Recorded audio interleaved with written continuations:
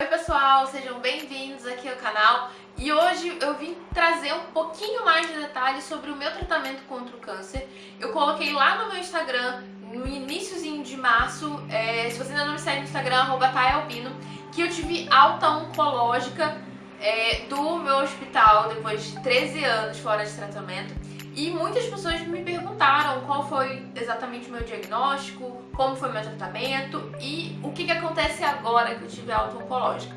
Bom, em 2003 eu fui diagnosticada com osteosarcoma osteoblástico de terço proximal de fêmur direito. Sim, esse nome horroroso, enorme, mas em resumo foi um osteosarcoma que infelizmente é um câncer muito comum em crianças e adolescentes. No meu caso ele deu no fêmur, no osso da coxa. E isso foi lá em 2003, eu comecei meu tratamento no Rio, eu tinha apenas 7 anos de idade. Quando chegou ali perto da época da cirurgia, a gente recebeu uma opção cirúrgica que na época não agradou. A gente achava que o tumor tinha reduzido muito e que a cirurgia era muito drástica naquela época e viemos procurar uma segunda opinião aqui em São Paulo, no GRAAC. Lá no Rio eu já tinha feito 4 sessões de quimioterapia, uma quimioterapia super forte, que foi a Adoxo, que é a quimioterapia vermelhinha, muita gente conhece mais pela cor do que pelo nome. Ela era muito forte, me derrubou muito também, foi a quimioterapia que eu mais senti os efeitos colaterais na época. E aqui em São Paulo, quando eu cheguei no GRAAC, a gente recebeu uma opção alternativa de cirurgia, que era o enxerto ósseo. Eu tirei o meu osso, né, e coloquei um osso novo, por assim dizer, um osso de banco de osso. E ganhei também 2 placas e 13 parafusos para segurar ali aquele osso.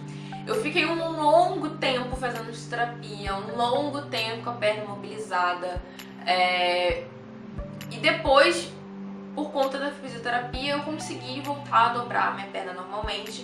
Não tive diferença de crescimento de uma perna para outra, porque a parte responsável pelo crescimento no osso foi preservada, a gente conseguiu manter. Então eu não tive diferença. O meu diagnóstico de osteosarcoma, ele deu uma metástase no pulmão. É muito comum no osteosarcoma as pessoas terem, a criança ou adolescente ter metástase pulmonar. No meu caso eu tive a metástase nos 2 pulmões. E com a quimioterapia as metástases foram sumindo, eram pequenos nódulozinhos nos 2 e eles sumiram todos. Eu fiz uma cirurgia no pulmão, do lado direito, realmente para abrir e ter certeza que não tinha mais nada. Eu abri o direito porque era o que tinha mais nódulos e realmente não tinha mais nada, o pulmão estava 100% limpo e até hoje ele tá limpo. Então, 2 anos e 8 meses depois, ali em 2006, eu recebi novamente o diagnóstico de osteosarcoma. Eu caí numa piscina, no chuveirão ali, e isso fez com que o tumor voltasse. Existe essa teoria, e no meu caso foi de fato uma comprovação, de que pacientes com osteosarcoma precisam evitar ao máximo cair e principalmente bater com a região operada, né? Enfim, porque isso pode sim fazer com que as células cancerígenas se ativem novamente, né? E algum tipo de tumor renasça, ressurja, enfim. E foi o que aconteceu comigo, só que dessa vez o tumor ele voltou no osso e também na parte mole e mais próximo ali da região do glúteo, que foi aí, foi justamente por isso, né, por estar tão próximo assim ao glúteo, que a opção da cirurgia realmente foi a desarticulação de quadril. Foi uma amputação, uma cirurgia um pouco mais evasiva, né, uma cirurgia um pouco mais drástica, mas é porque realmente era a melhor opção, era a melhor escolha, e hoje eu tenho certeza que foi a minha salvação. Eu fiz novamente sessões de quimioterapia, eu fiz mais 8 sessões de quimioterapia, só que cada sessão tinha um grupo de 3 quimioterapias, então assim, fiz muita quimioterapia. E já no segundo tratamento a gente fez um tratamento alternativo, que deu super certo, o tumor também reagiu, mas ele não reagiu tão bem quanto da primeira vez. E aí, depois da amputação, pulmão limpo, alta. Em novembro de 2006 eu recebi a notícia, né, do término do tratamento e pude voltar pro Rio e fiquei fazendo acompanhamento com quimioterapia oral. Eu fiquei mais de 2 anos tomando quimioterapia oral, que não me afetou em nada, não abaixava a minha imunidade, meu cabelo não caía. Ele realmente era uma prevenção durante esse período, e eu ficava vindo aqui no GRAAC todos os meses trazendo uma série de exames. Eu trazia tomografia do pulmão, raio-x da bacia, cintilografia óssea, que dá pra ver o esqueleto inteiro, pra ter certeza de que nada tinha escapado, que nada tinha ido para nenhum outro osso. Exames de sangue para acompanhar também essa questão da quimioterapia oral. Enfim, uma série de exames.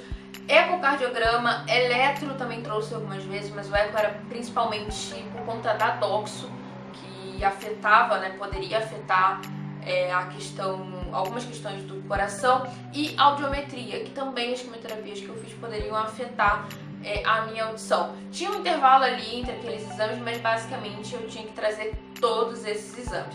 O tempo foi passando e as consultas também foram se espaçando, depois para 2 em 2, 3 em 3, de 4 em 4, e depois que eu acabei de tomar a quimioterapia, por esse período aí de 2 anos, eu comecei a fazer as consultas mais espaçadas. Comecei a fazer a cada 6 meses.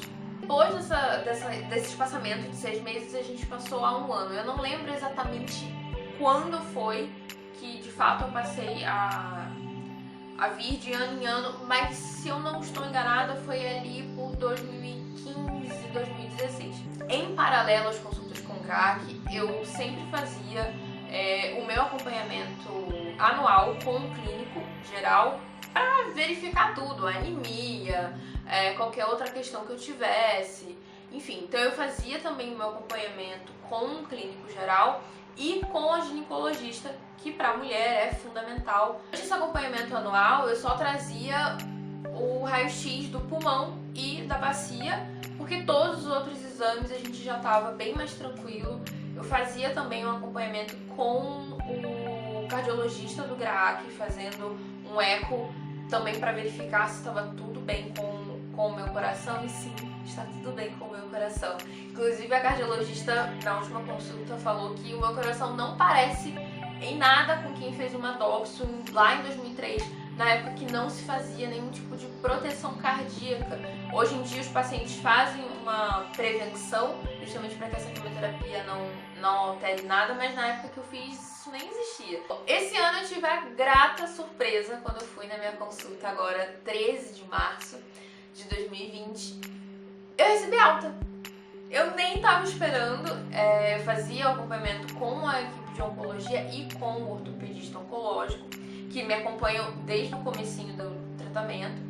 E quando eu entrei na consulta com o oncologista, ele falou: olha, tá tudo bem com seus exames, você já tem aí 13 anos fora de tratamento, tá aí com quase 25 anos, a gente vai te dar alta. Que maravilha! Eu já tinha até perdido um pouco assim a expectativa de receber alta agora, porque eu já tava há 13 anos, a minha expectativa estava muito alta quando eu tava para completar 10 anos fora e não tive alta. E aí agora eu já tava tipo, quando tiver que vir, vai vir. E veio. Eu tive a alta, e o que acontece agora? Agora eu vou continuar com o meu acompanhamento, com o clínico e com a ginecologista. Isso segue normal, que toda mulher deveria fazer. E a única coisa diferente que eu vou ter que fazer é de fato um acompanhamento com um cardiologista, justamente para acompanhar essa questão de possíveis efeitos colaterais da doxo no meu coração. Que também não é nada demais, é uma consulta por ano, fazendo lá o ecocardiograma, levando, se estiver tudo bem, tá tudo bem, e é isso, vida que segue normal. Bom, pessoal, é isso. Acho que o vídeo ficou até um pouquinho maior do que os últimos vídeos que eu tenho feito aqui pro canal, mas é que eu queria realmente trazer um pouco mais sobre o meu tratamento. Se alguma dúvida, deixa aqui nos comentários. Se você não viu o meu vídeo falando da minha alta oncológica, vai lá, tá lá no meu IGTV do Instagram, que é @tayalbino, e se inscreve aqui no canal para não perder nenhum vídeo. Até a próxima!